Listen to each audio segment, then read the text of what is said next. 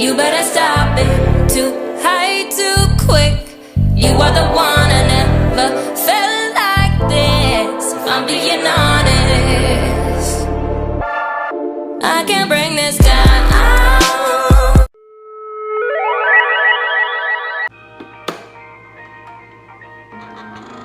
Meet Claudia, my sewing machine.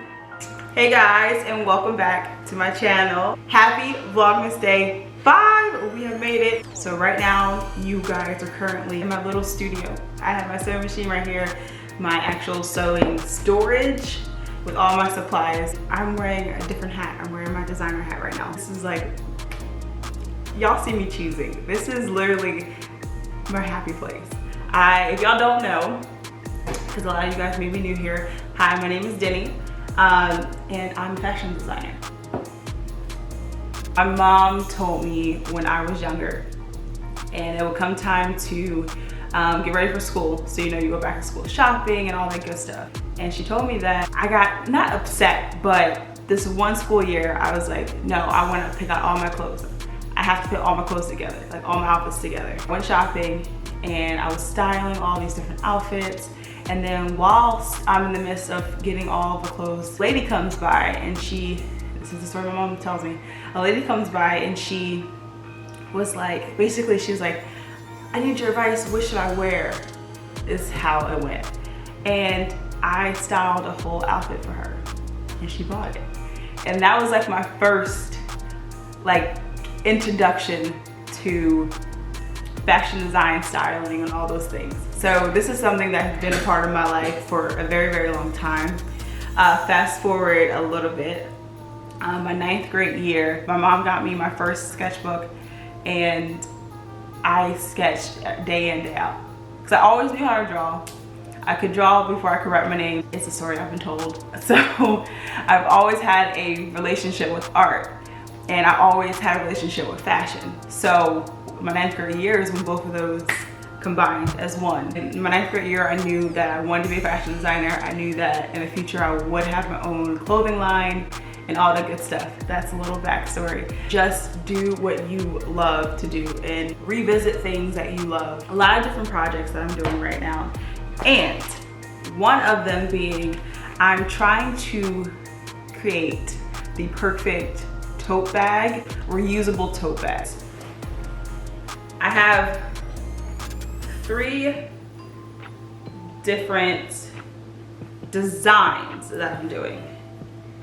And these are all prototypes of the design. So there's 3 different sizes.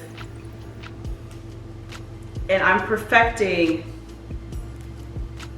the design of it. So that's what I'm currently working on. And then I'm also working on a little mini capsule line. And my labels finally came. This is the first time I'm actually seeing my labels and I wanted to see it with you guys. My heart is like, why do I want to cry right now? I guess it's like when you have something that you love and you have something that you have just never given up on. Didn't matter the timing, didn't matter the circumstance or having to pivot. You just never gave up on something. If you know what that feels like, you probably understand why I want to cry right now. These are the labels. And look at it. Hold on. Y'all are set up, so I'm gonna get my camcorder out so y'all can see it better.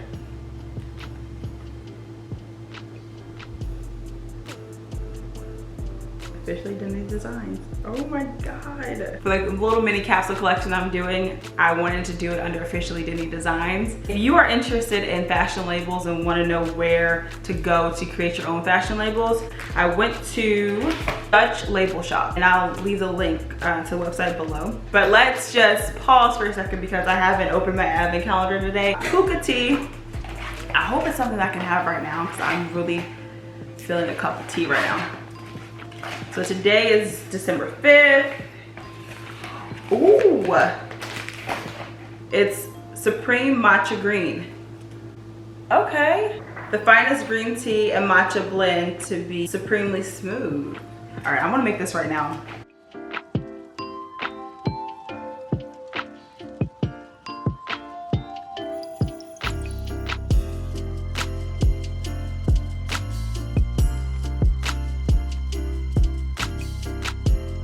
Tea is done. I added oat milk and honey foam on top. So good. And I know some people don't like milk in their tea, but not me. And now for the advent calendar. Let's see what we got. Day 5, our big one. What are we? Oh, a leave-in serum. Modifying leave-in serum. Grow Gorgeous. Intelligent hair care. That's right on time because you guys know I want a hair care journey. I'm gonna try this because I'm getting my hair done this Saturday. I need to wash my hair one more time. So I'm gonna try this when I do my whole hair care situation. I wanted to do a little sewing machine tour so you guys can see like the settings. I'm geeking out. What? So whenever I'm doing a straight stitch, this machine will show it on the display. I have the Singer Heavy Duty. I got her from Joann's Fabric. I had to do a lot of finagling with her and became really one with my sewing machine. And that's a part of the sewing process and just learning your sewing machine, learning what works best for you, the speed, all the good stuff. So this machine comes with all the bells and whistles. It has different stitches that I can choose from. Here are like the quick stitch options. The zigzag stitch, this is really good for knit fabrics as well as securing raw edges if you don't have a serger. You guys, I'm in my element. Oh my goodness. So whenever I turn my machine on, it automatically clears out all of my settings.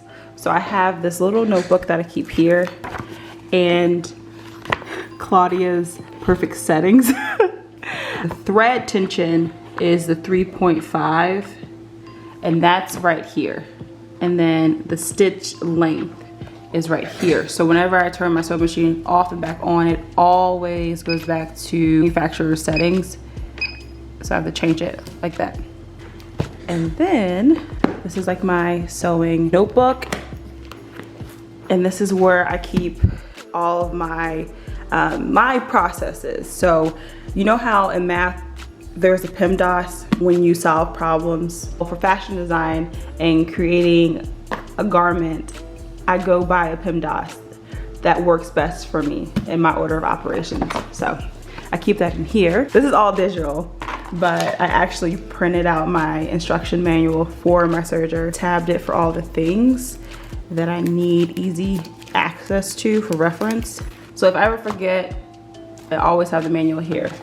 And whenever I take out my sewing machine, this is always next to me. So these 3 books, they're always by my side. So that's Claudia. And yeah, when me and Jeremy move into our first place next year, which is like not even 2 months away from now, which is crazy. Time has gone by. I actually got a counter on my phone. And I remember when I first ever did the counter, it was like a year until we move in, and now it's only like 2 months away. Like, oh my God, I'm so excited. He's planning the engagement and everything. Anywho, when we move in together, I'll have the space that I need to have a designated room for my whole studio. So Claudia will have her own little home, my dress form, my serger, and I'll even have a whole wall where I can go through my collection. My designer's working on a new collection. They'll have like a working board that they go off of, trying different things, seeing what works, seeing what doesn't, and it's like this whole big wall. So I'll have that designated wall in my studio space to do all those things. Now time for sewing supplies tour. I'm very proud of my sewing box. I want to show you guys the starter supplies for new sewers, new fashion designers, all the things, because I feel like this would be really beneficial to me. If I was scrolling on YouTube and I found this video, it would be so beneficial to me. So I hope it's beneficial to you guys who are in the industry or who wants to get into industry or just wants to start a new hobby. Hey, my #1 thing that I would recommend having would be a seam ripper. #1, because you have perfect little accidents and you can just undo it. No stress, no mess. Takes the pressure off, you know? Because that means you can get creative, try different things. If it doesn't work, you have a seam ripper and all is good. I would highly recommend not doing what I did. So, like I said, I was used to using a Juki. That's a really high grade industrial sewing machine when I was in school. And we always had the metal bobbins when you had to redo a bobbin. So in my mind, I'm like, okay, let me just get, you know, more bobbins. You should always have bobbins, but always have the right bobbin. So long story short is, this works for these type of bobbins, work for a Juki, but it doesn't work for this sewing machine. I need the plastic ones. And I'm so thankful that this sewing machine came with extra little bobbins, but when you're working on projects, you need different threads. You should always have multiple bobbins because you don't have to unwind these. You can just get a new bobbin. Highly recommend downloading your sewing manual and getting the correct bobbins. I personally like a water-soluble pen for pattern making because when you're transferring marks from paper to a garment with just a little bit of water, it'll come right out. Or if you throw it in a wash, it'll come right out. Next, I would highly recommend transparent rulers, especially for fabric, pattern making, all the things, because when you place this down on a fabric, you can still see through it. When you place this down and you're trying to do lines, anything, you can still see through it because it's transparent. I also recommend getting a pack of thread, and not just thread for your sewing machine, thread for hand sewing, and this is the pack of German thread that I have, like so. I would get a variety pack when you're first starting out because you're playing, you're figuring things out. When you have designs that you know exactly the color threads you need, and of course buy those corresponding threads. You need to have separate scissors for fabric and separate scissors for paper. I let mom borrow my paper scissors. Haven't gotten them back yet. That's like the golden rule of all, like fashion design. Always have separate scissors. Do not use your fabric scissors for paper cutting. Don't do it. You're gonna dull the braids and it's just gonna be a hot mess. And how do you know the difference between paper scissors and fabric scissors? Easily, because fabric scissors have a flat base, like so. That way, when you are on a table, you just glide like so. You don't have to pick up the fabric and go like this. That's how you get mistakes. That's how you get jagged edges. And that's how you waste fabric. A little pin cushion. I highly recommend getting a magnetic pin cushion. Let's say they fell on the ground. You just go like this and boom, voila. I would next recommend having a white and a black spool of thread. These are for sergers, but personally I finagle the system. This is how I redo my bobbin without having to go through my little thread like this. Always have black and white thread at your disposal, especially when you're just first starting out and you're practicing. Even if you're not just first starting out, it's always good practice to have thread on deck. Seam gauge. When I'm sewing, this is right next to me at all times because sometimes you just don't know what seam you're at. Have a seam gauge. I would get detail scissors. These are embroidery scissors. But this is perfect because although I have a a thread cutter already built into my sewing machine, sometimes I don't want to waste thread because I have to pull it all the way up and then go on the side of the machine. So I have to pull all the way up and then go on the side of the machine to cut the thread, and that can waste a lot of thread. So I have these little babies where I can just like get super close and just snip. I love you guys, and I will check you guys in my next video. Happy Vlogmas Day 5, and I'll see you guys tomorrow for Vlogmas Day 6. We are moving and grooving through Vlogmas. Can't bring this down. Yeah, yeah, yeah, yeah, yeah. I can't bring this down.